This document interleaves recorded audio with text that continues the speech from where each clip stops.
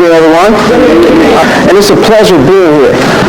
Within the next hour or so, hopefully I can share some information with you, leave you inspired, leave you motivated to do the things that you want to do in life, just like I'm doing the things that I want to do in life.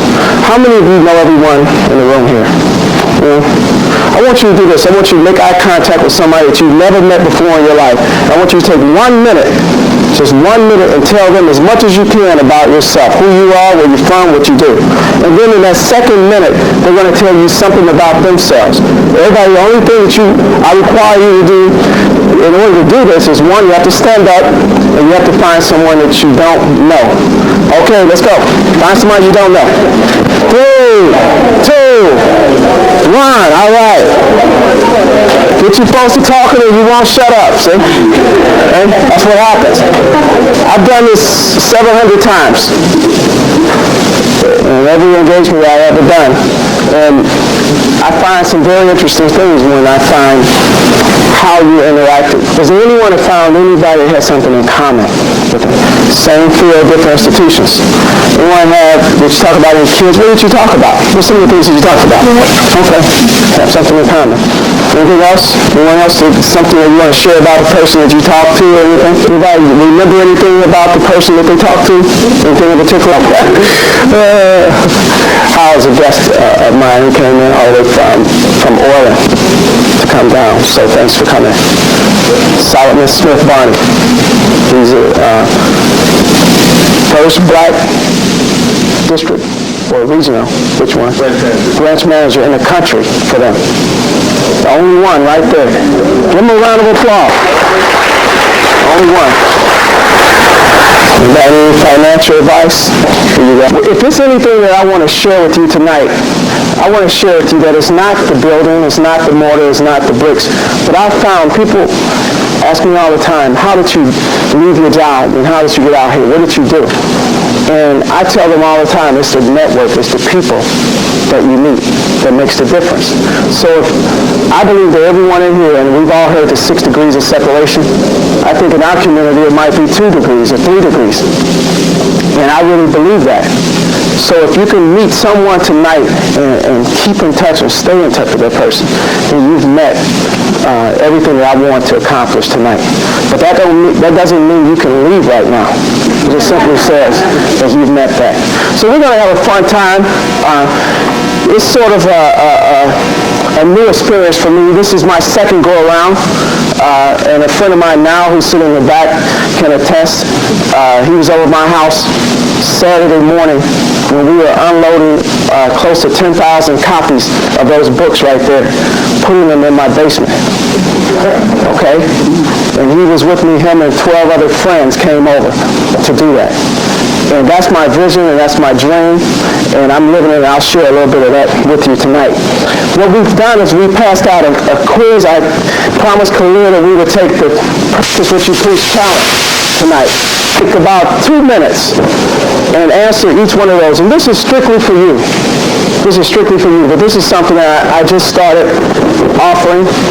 It's for you. You can keep it, but I'll give you the point scale after you finish. But this is designed to see if you're on track with where you want to go, if you are practicing what you preach.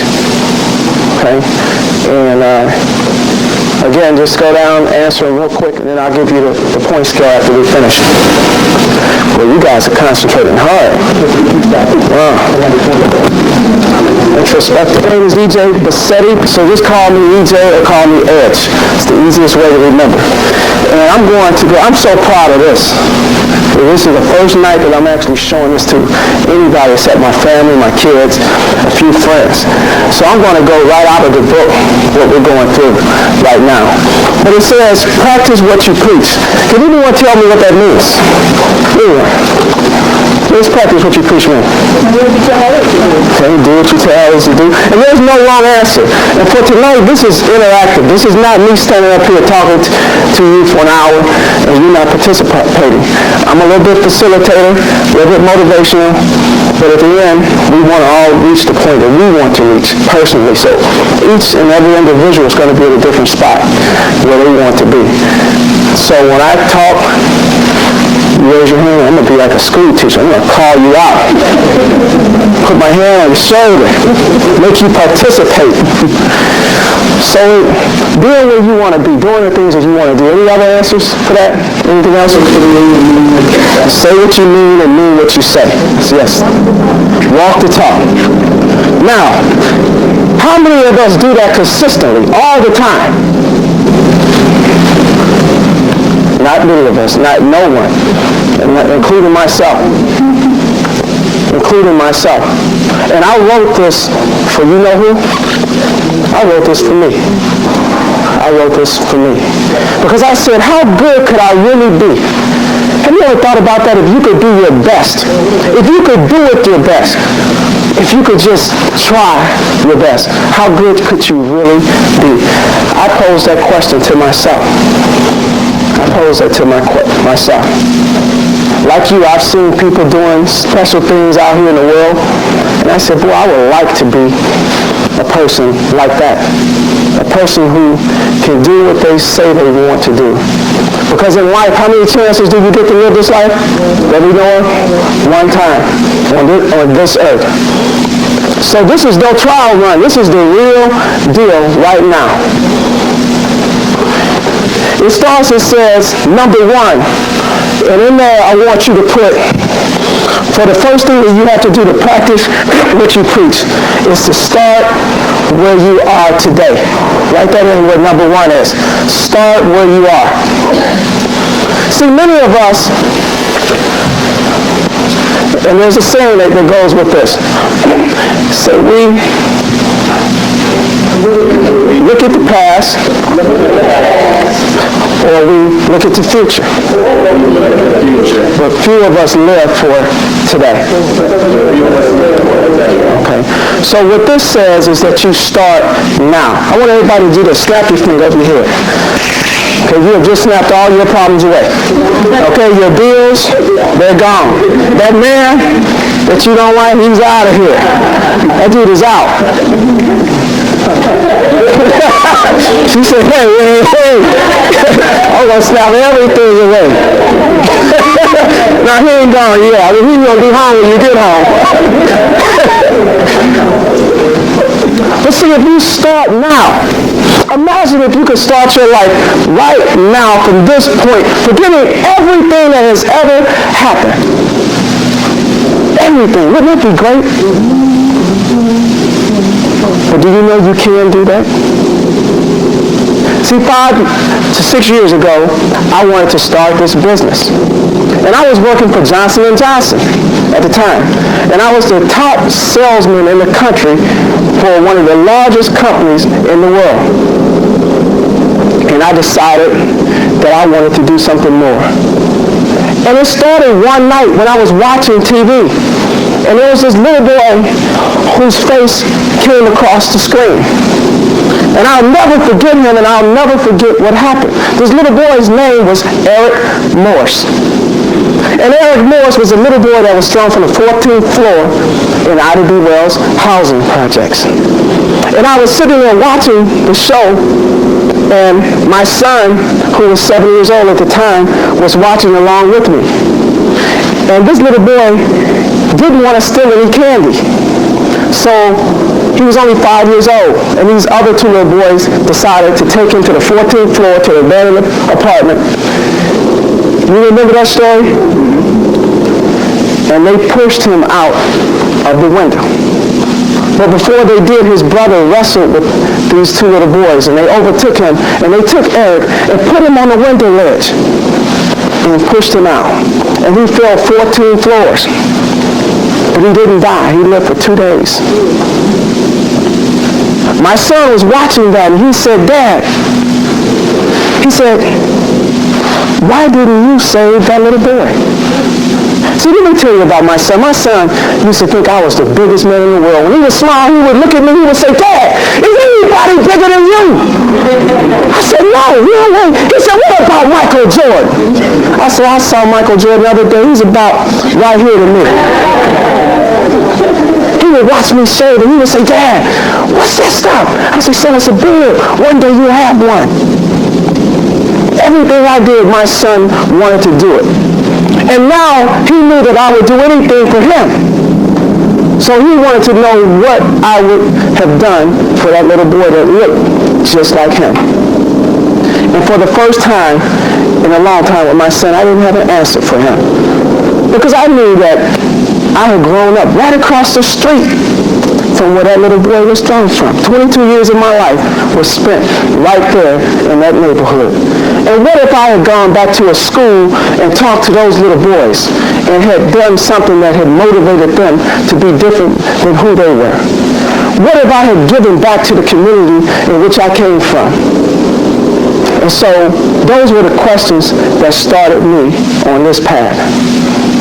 Number one, you have to start where you are. On your form it says most people, then there's a blank. I want you to fill that in. It says most people drown 3 feet away from the shore. Most people drown 3 feet away from the shore. Isn't that incredible? You're right there. You're right where you want to be. And some of us right now are drowning right in this room. It's called overwork. It's called underpaid. It's called our manager takes us for granted. You heard of that before? It's called looking at our lives and one day saying, boy, I wish I could do it again. We're right there. How many of you are doing what you want to do and you're in the spot you want to be in right now in your life? Raise your hand. Okay, there's a few. And everywhere I go, there's a few. There's always less than 5% that's doing what they really want to do.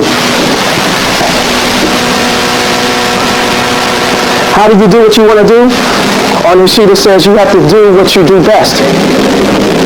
You have to do what you do best. And how do you find what you do best?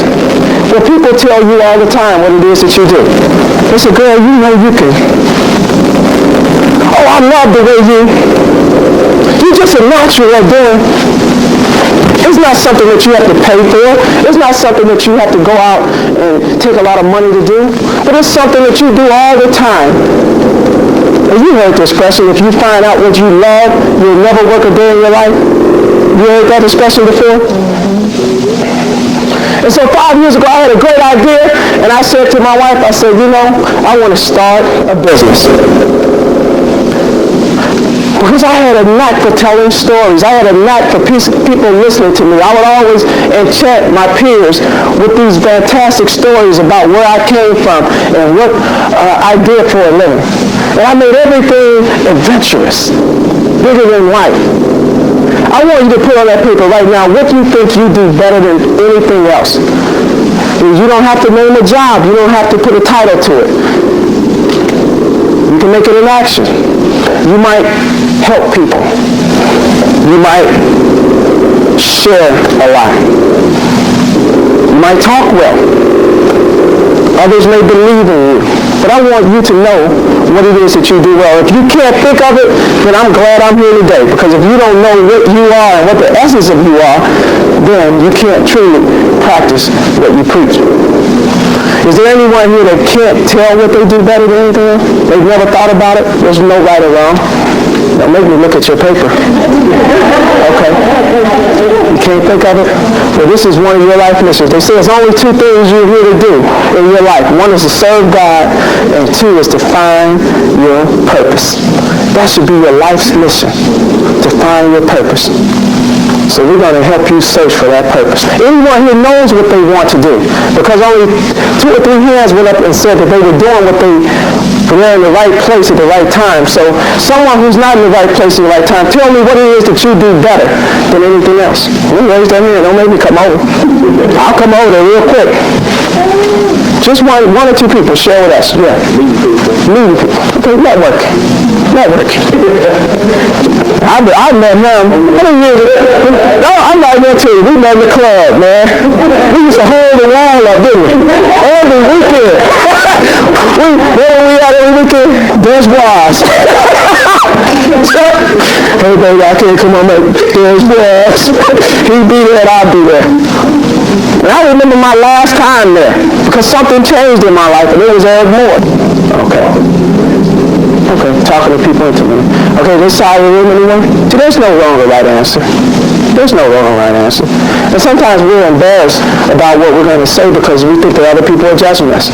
And when we truly practice what we preach, you'll learn to talk about what you say, who you are, because you want other people to help you with it. And when it becomes so powerful, you can't stop talking about it. It becomes your mission. It becomes your purpose.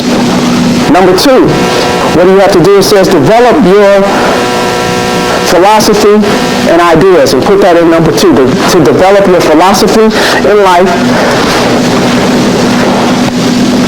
Develop a philosophy and develop your ideas. And let's talk about a philosophy, what that is. Because we all have them. Your philosophy is what you value. It's what you stand for. You've heard the saying, if you don't stand for something, you'll fall for what? Anything. Now, you have a philosophy whether you know it or not. See, when I was about 12 years old, my mother, who I was the youngest of 9 children, she told me one day, she said, as hard-headed as you are, as hard-headed as you are, she said, if you believe in God, if you trust in God, all things are possible. Do you know, as a little boy sitting in Odyssey Wells Projects, I believed when my mom told me, and to this day, I believe that I can do anything and that anything is possible because God is in charge. See, it could be a philosophy that your grandmother taught you. It could be a scripture. It could be a quote. It could be something that someone told you. But each and every one of us have something that we believe in because all of us stagger sometimes. And we almost fall. And our philosophy is what keeps us going. It's what keeps you coming to work every day. Write it down. What it is. And if you don't know it, I want you to raise your hand. Again, anyone want to share what their philosophy, their life philosophy is? Yes. Everything happens for a reason. If you can conceive it, you can achieve it. Yes. Never settle for less than your heart can desire. To be weak is to be strong. Treat the next person like you want to be treated. Treat the next person like you want to be treated. One more. Okay. Mine is to do unto others. A mistake is not an error until you refuse to correct it. A mistake is not an error until you refuse to correct it. See, we all have that. But how many of us keep it front of mind? If I were you, I would write it down and keep it in front of you. Put it on your mirror. What you stand for. What you believe in. Because once you're rooted in what you believe, it makes you walk away from things that you don't believe in. You'll walk away from a job if you really believe in your mission and your purpose and your philosophy. It says my idea on the sheet. So you have your philosophy down. Do you know they say every one of us has 4 ideas a year that can make us wealthy? And you've seen this before. You have been in your bed at night and you had a great what? You had a great what? Idea. And instead of writing it down, what did you do? You said, I'm going to write it down when? In the morning. And what happened in the morning when you woke up? It was gone. Then you saw an infomercial a year later. And while you was looking at this, you was with your girlfriend, girl, that was my idea. They stole it. I had a great idea. And that idea was to start speaking. And then I had another passion. I wanted to write a book. My best friend from 4 years old had always talked about writing a book when we grew up. And I had that passion to do those 2 things. To give back after I saw Eric Morris and to write a book. I want you to list down one idea that you've had that you want to do. A passion that you have. Write it on that sheet. I'm making you think tonight. I don't know why you're making us think. Because this is more important than any job that you have. This is about you. You know, your husband is tired of you coming home complaining about your job. Anybody want to share? 1 or 2 people want to share with their ideas? One person? Yeah. To speak? Okay, talk to me after the event. There are several speakers in here. That brother right there, now in the back, with the black shirt on, he's a speaker also. Anyone else have something you want to share? It gets you nervous when you write this down, because you got to start kind of believing it. You got to start believing it. So sometimes we get hesitant. In some of my workshops, I've heard adults tell me, why am I going to dream? Life is reality. I just turned 40 years old, and hopefully I'm just starting my life. I'm not ending it, I'm just starting it. And I hope, I see some tired looking, some 40-year-olds have made me depressed. I'm like, is this the way it's supposed to be? You just act too young. You're having too much fun. No. I'm a young 40. If there's a such thing. I don't think 40 is all. I was surprised that, I'm thinking, it ain't bad. 40 ain't bad. It ain't bad at all.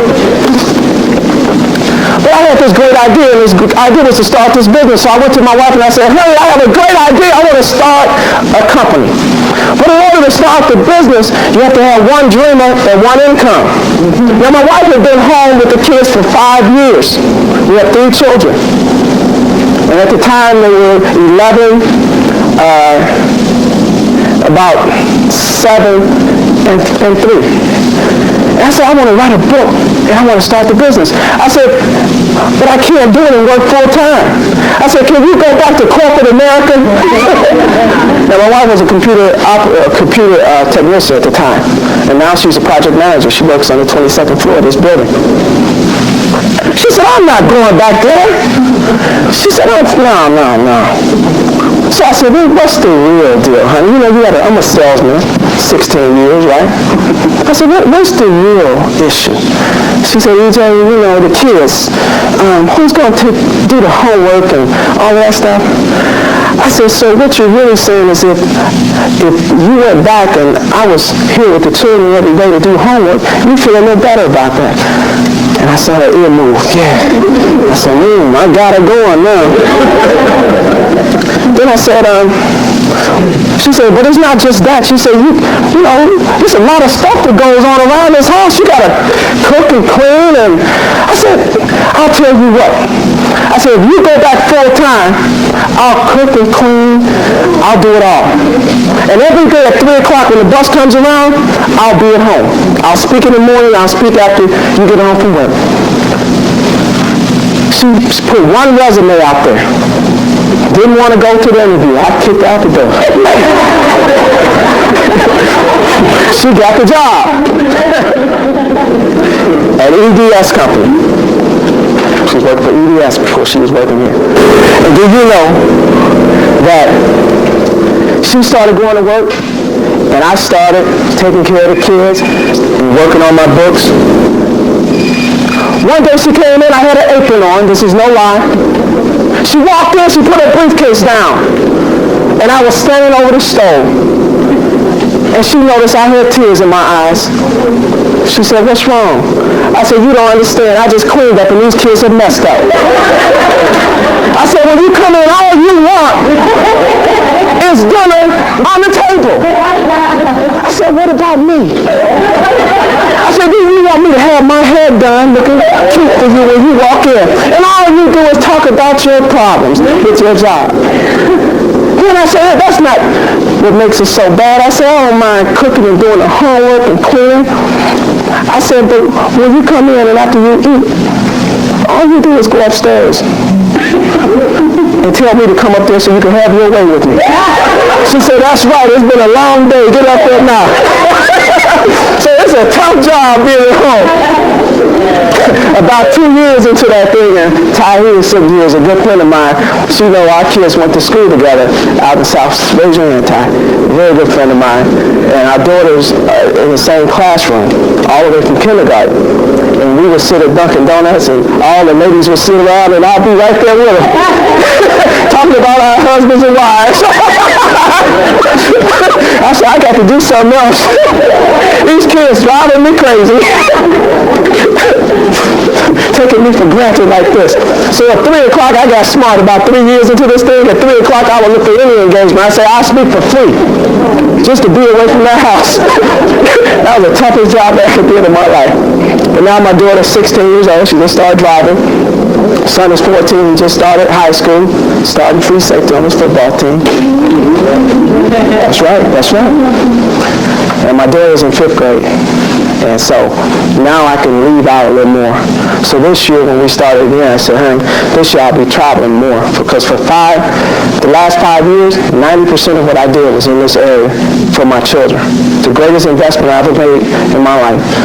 Because my kids know their dad. They can come to me quicker than they can come to their mom. And that's been a blessing in my life. You're supposed to go, he's such a good man. I'm just going to buy all his books. Number 3, operate out of values and principles. Number 3 is to operate out of your values and principles. Okay. So you operate out of your values and your principles. Regular way, as natural as you can. Okay. Now take your arm and flip it the opposite way. Feels a little awkward, doesn't it? She's still flipping. Just flipping the other way. Don't keep thinking about it, writing it down, computing it. It's difficult to do that. Because, if you tell me why it's difficult to flip when you flip your arms. Because you're comfortable. It's habit. You're comfortable. So to truly practice your values and principles, you have to, first of all, change some of your habits, change some of your ways. So I want you to list one thing down there that you really need to change. Just list one thing for yourself. What is it that I need to change in order to get to where I want to go? What's that one thing? I know I had to leave Desjoies. I'm not lying. Because every Friday night, I found a way to get to Desjoies. We'd be laying on the wall together. And when I started working on that book, the first book, that took me out of Desjoies. Because you know when I started writing? Friday nights. And I said, I'm going to write every Friday night. And my wife said, I'll take the kids on Saturday. And so she gave me Friday evening, and then she gave me about 3 or 4 hours on Saturday, every weekend. And when I wouldn't write, she would see, she said, I haven't seen you write in a while. I'm like, no book? Who believe I can write a book? Somebody said, how could you write a book? I didn't think you could read. You know, your friends will get on you from the old days. They'll slap you right on down. Everybody listen to a habit that they can change? You don't have to talk about it. Number 4 is you have to take responsibility. And number 4 is to take responsibility. And that's for your life. Take responsibility for your own life. Let me tell you all something. It ain't your manager's fault. Okay? It ain't your man's fault, it ain't your woman's fault, it ain't your wife, it ain't your husband, it ain't your spouse, significant other. It's nobody's fault but yours. My niece called me yesterday in tears. Oh, my man left me. I said, but for 5 years I've been telling you to go back to school. I don't want to talk to you no more. I bet you don't. Because I ain't going to cry along with you. See, this has been going on so long that you knew it was coming. Some of you know where you're going to end up at. You know it.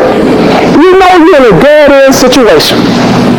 Either a relationship or somewhere else, but you're not changing it.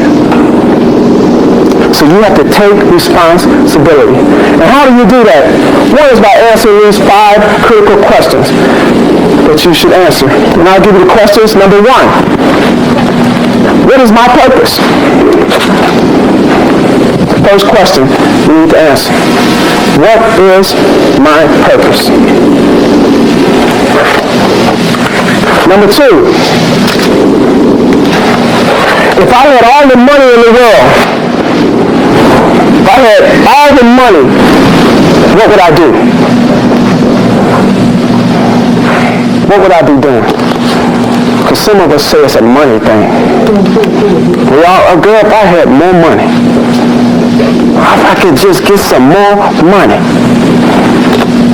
Now, if I had support from my family, if I had total support from my family, what would I be doing? And that's number 3. So money and then support from family. Number 4, when do I want to do it? When do I want to do it? It's a question you got to answer. When do you want to do it? When do you want to get started with this thing? And number 5 is how do I want to do it? What's your strategy to doing it? Okay? And if you can answer those things, you'll be well on your way to taking responsibility. Number 5 is you have to have dreams. Number 5 is you have to have dreams. Goals. So dreams / goals / destination. And Stephen Covey writes about this. You gotta have, if you was going somewhere on a trip, what's some things you would need? You would need to know where you're going, right? You need to know how much money you're taking. And you need to know how you're gonna get there. Most of us, and you've heard this before, plan more on a vacation than we do for our own lives. We take more time to know where we're going to go on a vacation. We spend 2-3 years working on a vacation, but we won't sit down one night and plan out our lives. So how do you do that? First you say, who has supported my vision? Now the Bible says where there's no vision, the people what? Why do they perish with no vision? There's no hope. There's no light. As a community, we're like the people without a vision. As a community, as a whole, we have individuals who are doing well, but we're not doing well. Well, that sheet says, who has been in my corner? Who supported my vision? Think of the person who's on your team, who's on your side, and list them in there. And then it says, who has limited my vision? And Les Brown calls those toxic relationships. So who's been in my corner? For me, I know unequivocally it's been my wife who's been there. Because the next thing I said was, honey, when I wrote the first book, I said, Lord, I write this book. I researched it and found out that there was this thing called self-publishing that you can do. And I went and saw other speakers speak, and I saw them with their products. And I said, honey, this is a way that you can write a book and publish it yourself. But it's going to cost me about $20,000 to do it. So I popped the question to her. I said, can I borrow it from the family account? Our investment funds, so we just said, and she said, sure. She said, because I know you've done it before, and you'll do it again. And for 3 years, I started working on that first book, writing it on the weekends and at night. So she supported my vision. Now it says V plus A equals S. Right in there, vision plus action equals success. Vision plus action equals success.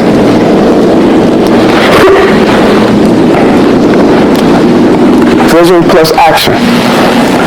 Then it says, you can put in the second one, vision plus no action. Now imagine that you have a lot of things that you want to do. And you've seen people do this a lot. They sell Amway. Next time you see them, they selling Mary Kay. Then you see them again, they selling telephones. A lot of vision, but no action to finish anything. You know what that's called? That's vision plus no action is called a fantasy. That's called a fantasy. You dream about everything, but you finish nothing.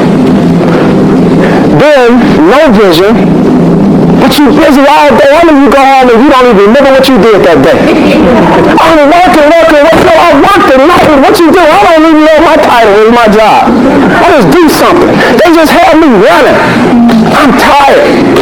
You know, we tell our kids I'm tired. That's a lot of action with no dreams. That's called frustration. There's no vision plus action. It's called frustration.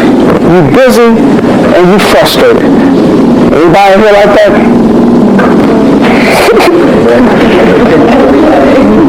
See, the last 7 years, you can tell exactly what I did. How many books did I write? I wrote 2. It's visible right in front of you. So that time was not wasted because that counted for something. Some of you would recount your last 7 years, it's a blur.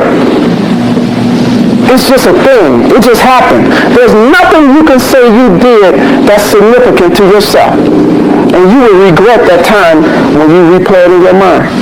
I guarantee you. I want you to write down 4 or 5 things on that dream list, 4 or 5 places you want to go, things you want to do. If you want a new car, you want a new husband, a new wife, write it down. Just don't let them see it when you get home. Hide that piece of paper. And don't tell them I told you to write it. Don't say the speaker told me I wasn't going to write it. He told me to write down to get rid of you. No, don't say that. Just write it down.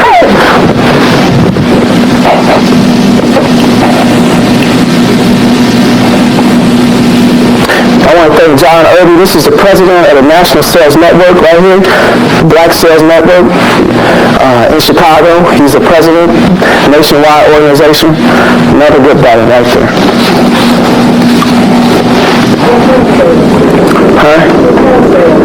Any salespeople in any profession are in that organization in Chicago. It's a powerful organization. I'm a member of that organization also. Now I want you to write down, it says 5 things that can help me accomplish my goals. That's for you to fill out, those particular things. Those particular things. How's everybody feel? Can we go about another 10, 15 minutes? Is everybody all right? Everybody just got to go? Huh? Well, you go back in the back and you fill out an order form before you leave so you can buy something. I want to have a raffle before you leave. So what we're going to do, can you get that thing? Everybody, if you can take out a business card and put it into that little red bottom chute, hey, I'm going to bring it around for you. Right there on the back there. They're up here. Yeah. And you can just pass the card. If everybody can pass their card to the side here, because we're going to, if you don't have one, we'll put your name on the back of one of our cards, and you can fill it out.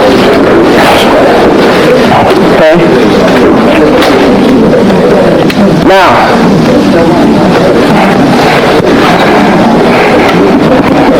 you can just pass them right here, up to the side here.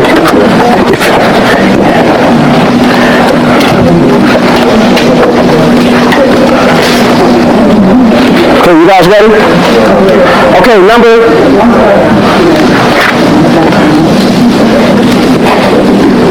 6.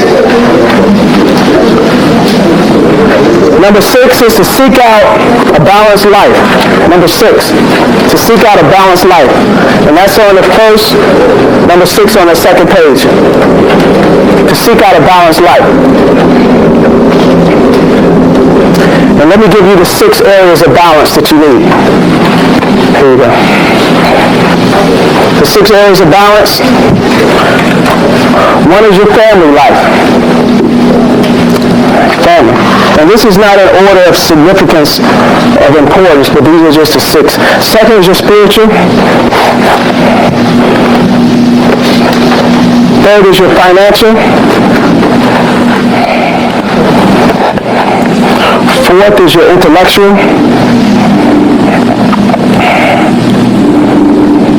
Fifth is your social. And 6 is your mental, physical, and emotional balance. Now I want everybody to do something right quick. I want you to draw a circle right next to those words, just a little circle, a life wheel, if you will, like a little circle, just right next to this little part right here, right next to where you are. Okay? Let's see what that is. Now I want you to draw or write right next to that little circle, I want you to put 6 pieces to the pie. Like, mark out 6 little pieces like a pie.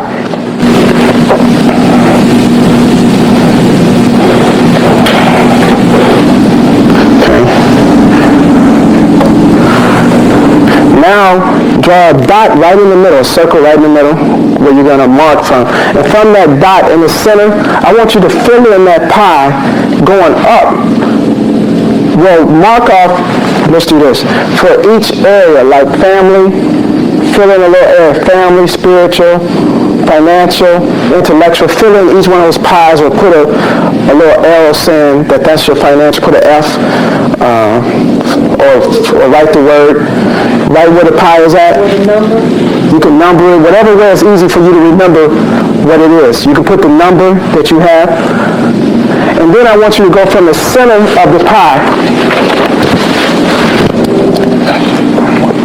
I want you to go from the center of the pie outward and fill in the part of that part of your life that is fulfilled and leave the part that's not blank. So if your pie is half full, that means you're living half of your financial life.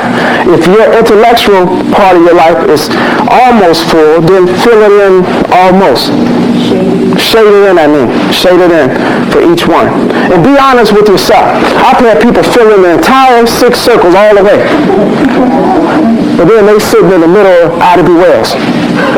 I'm serious because I do a lot of training with CHA. So I want you guys to be a little more introspective and say, hey, I'm not where I want to be in this area. I'm fulfilled in this area. And all the boxes shouldn't be even on the edges.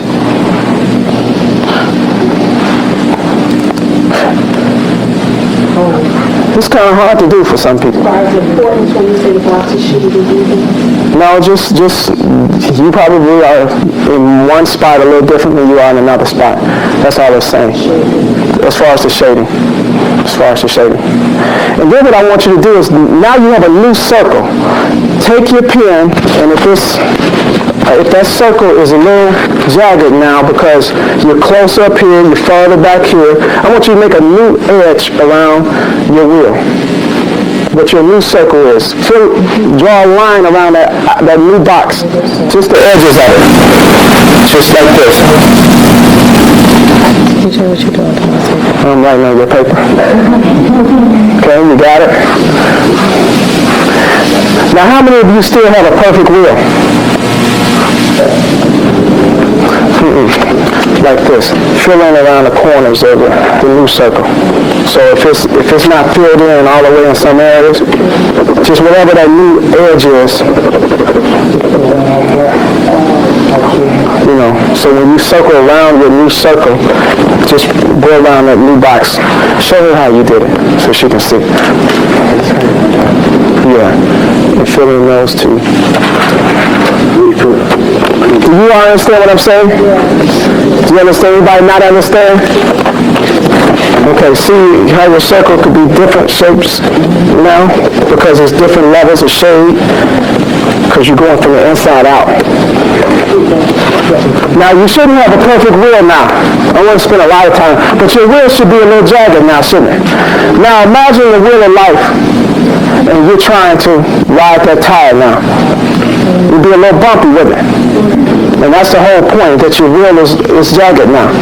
And so we want to get that wheel almost as round as it can be. Okay. Now I'm going to run through the next few things for you on this page. It says happiness. Happiness exists, and let me give you the definition of happiness. Happiness exists, or H, write this down, the letter H, equals B, the letter B is in Bob, times C, as in cat. H equals B times C, times D. Okay? And let me give you that. They say happiness exists, and we're happiest when the things that we believe in, which is the B, you can write belief over the B. The things that you believe in are consistent, which is the C, with the things that you do, which is the D. You're happiest when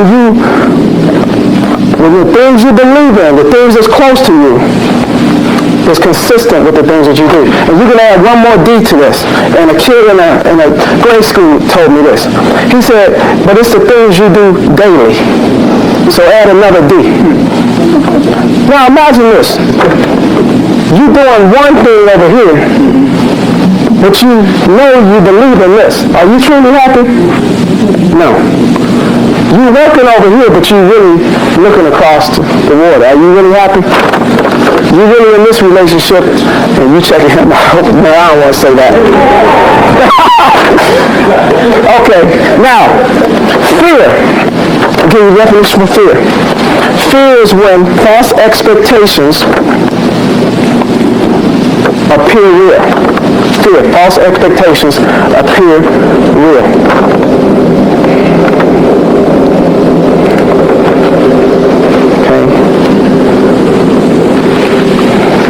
For the sake of time, number 7, it says you have to build lasting relationships. Number 7, to practice what you preach, you have to build lasting relationships.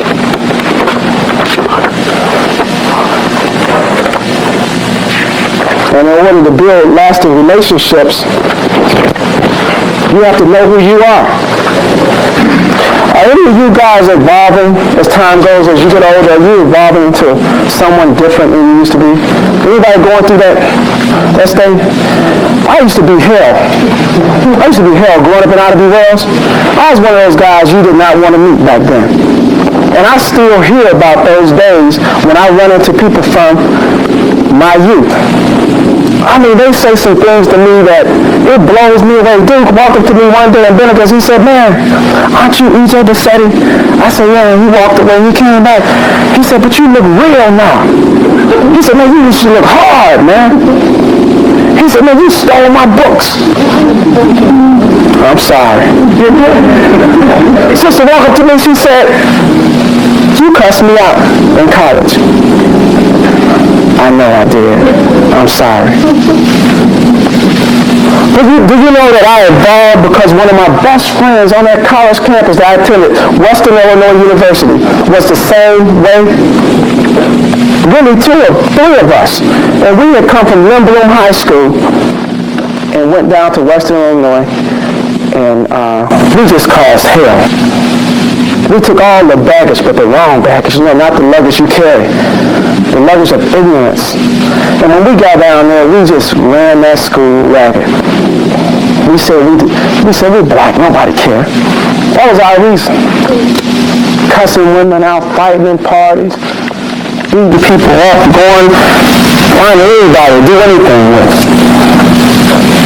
But do you know, one night, my best friend got stabbed on that campus. And I had to go to the police station. When I went to the police station, they said your friend was murdered. About a month earlier than that, I had changed my life. And I had pleaded with him to change. I said, man, we got to grow up. We got to get out of here. We have to go back home and be responsible. And a month later, he was dead. I called home at midnight to his grandmother and his mother. And the first thing his mother said when she picked up the phone, she said, what's wrong with my baby? See, at home he was just his mama's baby. But on that campus, we were big men on campus. See, that young man didn't grow to be what I am today. But I wrote about him in that first book that I wrote. And then I told you about my friend who was my best friend from 4 years old who wanted to write the book. At my friend's funeral, my other friend, Ray, said to me, he said, man, we've been together since we were 4 years old. He said, I promise you, I'm not going to die like Duke died. He said, we're going to be together forever. Do you know 6 years later, he went back to the old neighborhood. And I was telling Ray, I said, Ray, don't go back. you ever pleaded with somebody? If you pleading so much for them that you plead more for their life than they plead for their own. I said, man, don't go back. One day I was coming from out of town and my wife called me on my phone and she said, EJ, I have bad news. She said, Ray just got shot. She said, he got shot in the head. I rushed to the hospital, and when I got to the hospital, he was on a gurney. And his brother walked in, and his brother was becoming a state trooper that night that Ray was shot. We walked in the room. They didn't put him on a table. They left him on a gurney. They said, we can't operate on him. The bullet was already ripped through his head. Every day I would go to the hospital and I would say, Ray, you can't die. I said, you were the one who said we could make it. You were the one that gave me the dream to write. One day I got close down to Ray in his ear, and I would talk to him every day. And one day I said, man, you can't die. His eyes were always shut closed. And this one day, he looked up. And he looked at me, and a tear came down his eye. The next day, he died. When he died, that burned inside of me. For 3 years, I carried this picture around with his son standing next to him at his funeral. And I carried that picture around in my wallet. And people would ask me, what motivates you? What drives you? And I would say, if you really want to know, if you can really stomach it, I'll show you. And I would show them a picture of Ray and a picture of Deke.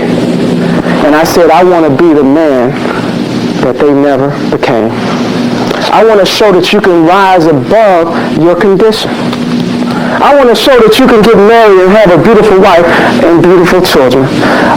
I wanted to show that you can stay at home with your children, you can take care of them. I wanted to show that I can love my daughters and teach them how to have a man because they will see me as an example of a man. I wanted to show them that you could be with your son and you could talk to him and you could share with him that it's all right to cry. It's all right to be who you are. And I wanted to show us that you can go anywhere in this country and in the world and do anything that you truly believe that you wanted to do.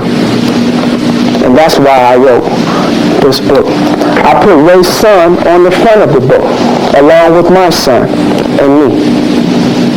And I titled it Silent Cry for that tear that Ray shared. See, Ray has met 300,000 people, but Ray's not here to enjoy any of it. I've traveled around this entire country, and Ray didn't see a day of it. So it's a constant reminder that life is precious, that life is for all of us to live. And I wanted to share that with you. And somebody's going to win this book. Give me a name and bring it up so we can pull a draw for the first book, Silent Cry. 7,000 copies have been sold already of this book. And we're looking at doing a 3-man play on this. Starting at my church, the youth group is going to do a play called Ray, Deke, and Lee. And we're looking at doing a movie off of this book. New Faith Baptist Church. And the winner of this book is Bison. All right. Bison. All right. Now,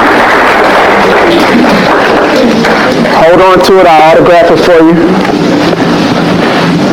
Okay? I'll autograph it after. Now, I thought that after I wrote that book and talked to 700 different groups and 300,000 people, man, my head got big. I came home, I said, honey, I don't take care of kids no more. I'm the man. I said, people love me. They wait in line for me. I've spoken at Christ Universal Temple, all schools, 400 different schools. companies.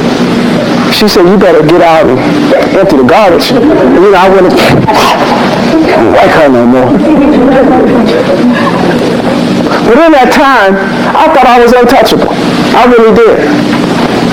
My hands swelled. I don't know if you've ever been somewhere and you start getting everything you think you should want. We act a fool sometimes, right? We say we wouldn't. I started meeting people I had never met. I started sitting on boards that I had never sat on. You'll be lecturing with Jesse Jackson. You, Jesse Jackson, and so-and-so. Okay, I'll be there. But a few years ago, things start going bad for me. Book sales start slowing down. Speaking engagements start slowing down. I wasn't ready for that.